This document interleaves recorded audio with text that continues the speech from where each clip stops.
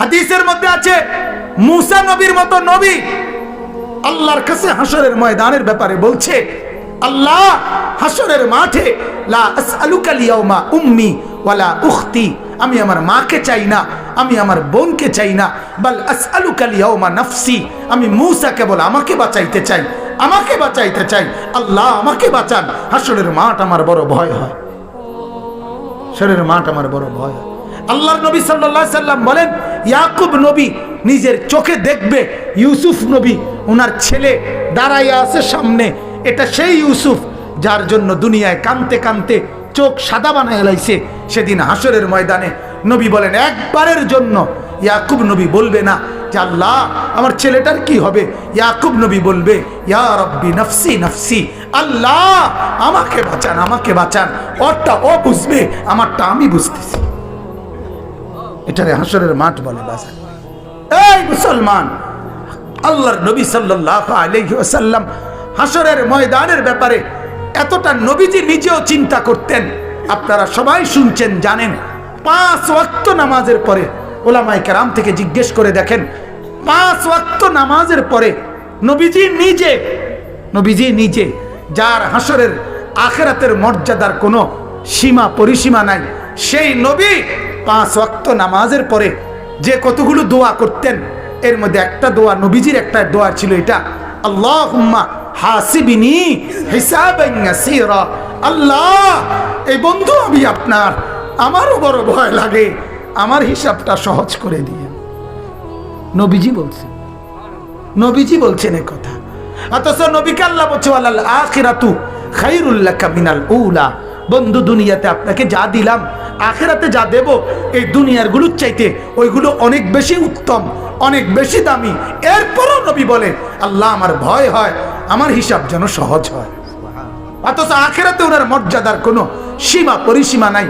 আল্লাহ তাআলা হাদিসে কুদসিতে বলছে, বন্ধু হাসরের মাঠ আমি আপনার মাঝে আর আমার মাঝে ভাগ করে নেব, কাসামতুল কিয়ামাতা বাইনি ওয়া বাইনাক, আমার মাঝে আর আপনার মাঝে কিয়ামতের দিনটাকে আমি ভাগ করব। আনা মালিকু ইয়াউমিদ্দিন আনতা সাহিবু ইয়াউমিদ্দিন, আমি হব কিয়ামতের দিনের মালিক, আপনি হবেন কিয়ামতের দিনের বাদশা। আপনি বলবেন আমি শুনবো, আপনি সুপারিশ করবেন আমি গ্রহণ করব, আপনি চাইবেন আমি দিতে থাকব, আপনার হাতে আমার ইজ্জতের পতাকা দেব, আপনার জন্য আমার আরশের নিচে মাকামে মাহমুদের আলাদা জায়গা দেব, আপনার জন্য জান্নাতের দরজা প্রথম খোলার উদ্বোধনের অধিকার আপনাকে দেব। এত মর্যাদার পরেও নবী বলতেন, আল্লাহ তবুও ভয় হয়, হিসাবটা সহজ করেন। আপনি কেডা, আমি কে? বলেন এই মুসলমান, বলেন সেজদা নাই ঘরের মধ্যে গত 1 বছর 2 বছর আপনার উপযুক্ত ছেলেটা কোনো দিন ফজরের নামাজ পড়ে না, মেয়েটা ফজরের নামাজ পড়ে না, বিবি পর্দা করে না, মেয়ে পর্দা করে না, ঘরের মধ্যে আজ 20 বছর টানা রঙিন টেলিভিশন চলে, নর্তকী নাচে গায় ফুর্তি করে, গানের আওয়াজে বাদ্যে পুরা ঘর জমজমাট, এত নাফরমানির অবস্থায় এই হালাত নিয়ে কবরে গিয়া সুপারিশ কেমনে মিলবে দোস্ত? আখিরাতে নবীজির সামনে দাঁড়াবেন কিভাবে? আল্লাহর নবী তো বলবে, উম্মত এভাবে বেজ্জতি করলি কেন?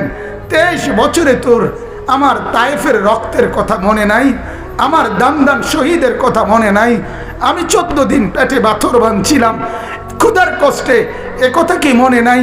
আমি 3 মাস চুলায় আগুন জ্বলে নাই, একথা কি উম্মত মনে নাই? আমার এত কষ্ট এত মেহনতকে এইভাবে নাফরমানি করে আমাকে তুচ্ছ তাচ্ছিল্য করিলি, আমার দিনকে অপমানিত করিলি, আজ কেন বলবো? আজ কিভাবে বলবো আমি মাওলার কাছে? বল উম্মত। কোরআনুল কারীমের সূরা নিসার মধ্যে আছে, ওয়াজিনা বিকা আলা হাউলাই শাহীদা, আল্লাহ নবীকে বলছে, বন্ধু হাসরের দিন আমি আপনার হাতে আপনার উম্মতের আমলনামা তুলে দেব, আপনি পড়বেন, আপনি শোনাবেন, আপনি হিসাব করবেন, আপনি বলবেন, এরপরে আমি ফয়সালা দেব, আপনি সায়াসে কইবেন। তাফসীরে আল্লাহর কসম এ কথা স্পষ্ট আছে। হযরত আব্দুল্লাহ ইবনে মাসউদ বলে, যেদিন নবীর সামনে এই আয়াত, এ ওয়াজিনা বিকা আলা হাউলাই শাহীদা, সূরা নিসার এই আয়াত যেদিন পড়লাম, সেদিন হযরত আব্দুল্লাহ বলে, নবীজি অজরে চোখের পানি ফেলে কাঁদছে আর একথা বলছে, উম্মত যদি পৃষ্ঠার পর পৃষ্ঠা গুনাহ আর নাফরমানি দেখি, আমি মাওলার সামনে পড়বো কেমনে, শোনাবো কেমনে, আল্লাহর কাছে বলবো কেমনে? এত বেইজ্জতি করলে উম্মত আমি হাসরে মুখ দেখাবো কেমনে? আল্লাহ আমাদেরকে বুঝার তৌফিক দান করুক।